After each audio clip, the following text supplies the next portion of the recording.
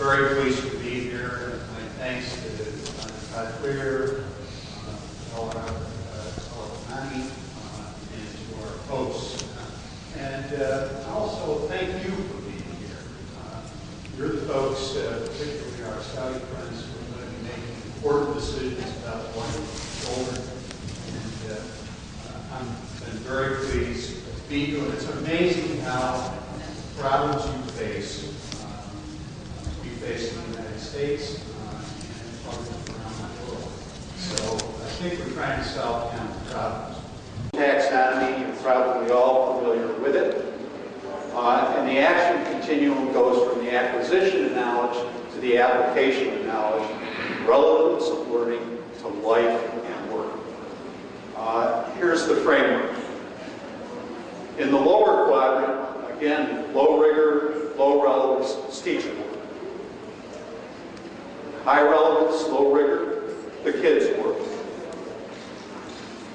In high rigor, low relevance, students think. And this is where we want the kids to be. We want them to be in a student think and work mode. You know, I think the best thing the teacher can say is, I don't work, the kids work. And the kids think. Think of it this way.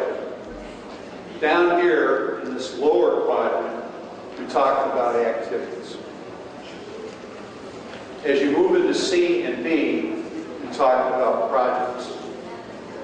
And at the upper level, you're talking about the young people working on problems. And what defines this, the differences here, are the verbs that are used to put kids to work. Think about quadrant A: calculate, define, describe, list, and locate. Their activities, things that kids can do with a worksheet. To quadrant B, which is adapt, include, propose, and teach. One of the schools that we work with in Tennessee does a junior-senior project where the young people lay out a planned community. So much population, and they have to do all the thinking about that. Governance, water, sewer, what's the social setting going to look like, what's the zoning going to be, all of those kinds of things, which make them have to propose something. So you can see as you move along this continuum, it becomes more about students working and thinking. The third element of the Career Academies is the partnerships with employers. We've talked a lot about partnerships today. You've got all of your partners here. We think that's important with the menu for that. And then you've got employers providing mentoring and job shadowing. Each Career Academy has a relationship with the employers. Community partners form a steering committee. Parents support a student's decision to enroll in the academy. With parental support, young people can succeed. And higher education provides college credit. There's a dual credit option. You do certain work in the academy, you will get some credit for your college experience. And that really helps a lot of kids actually reduce their college costs. Now, here's some research that was done recently in California on the Career Academies.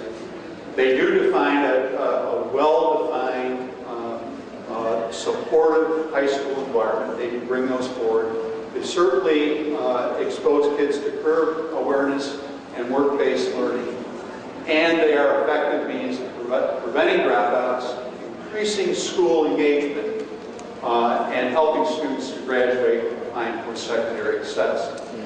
Heterogeneous groupings provide a highly engaged peer group for students.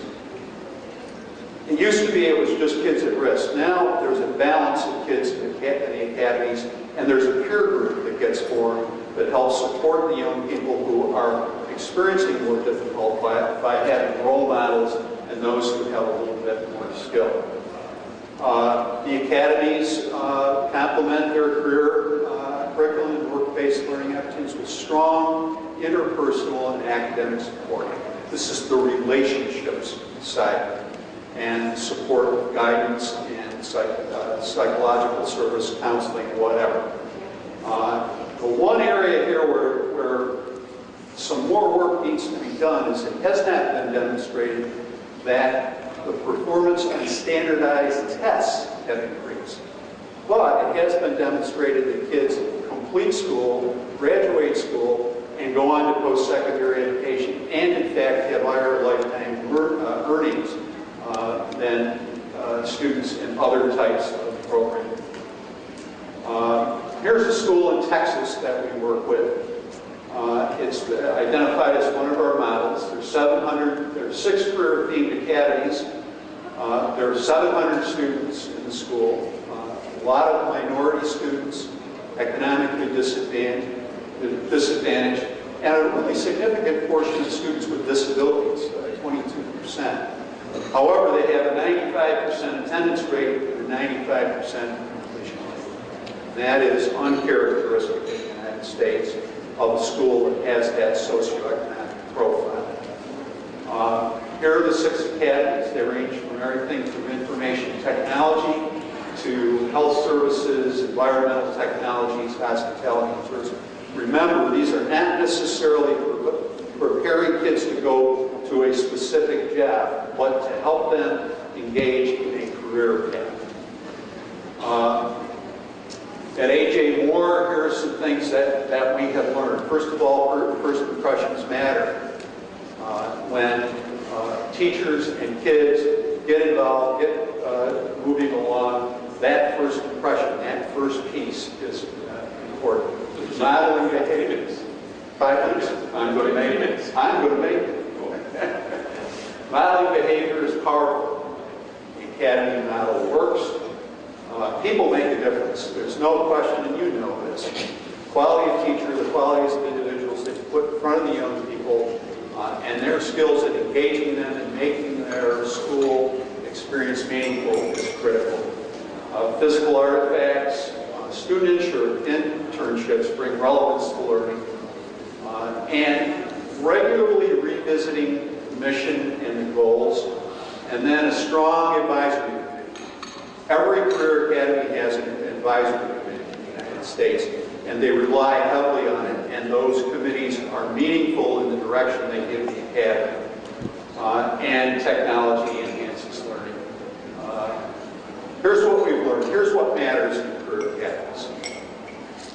Relationships, models that are implemented with fidelity. If you're schools at work or you're a National Academy Foundation, implementing that model with fidelity is critical.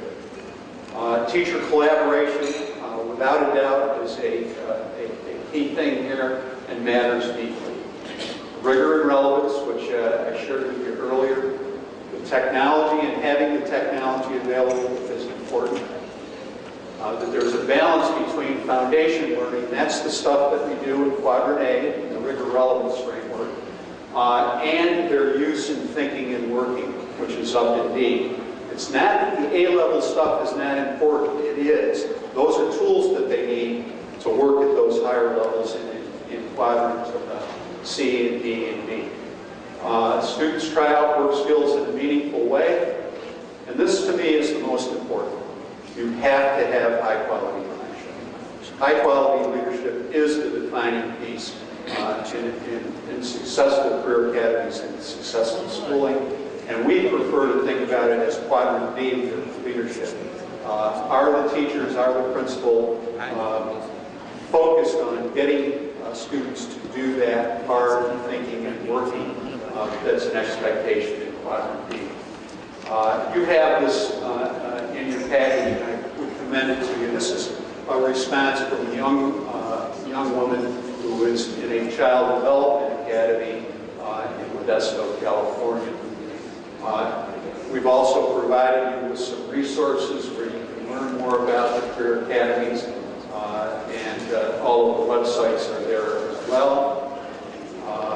We're going to go to the questions, and my colleague, Dr. Jose Ortiz is here as well, and if you want to know more about career academies, I would be pleased to help, and so would he. So thank you very much for your time and your attention. All time. Thank you so much.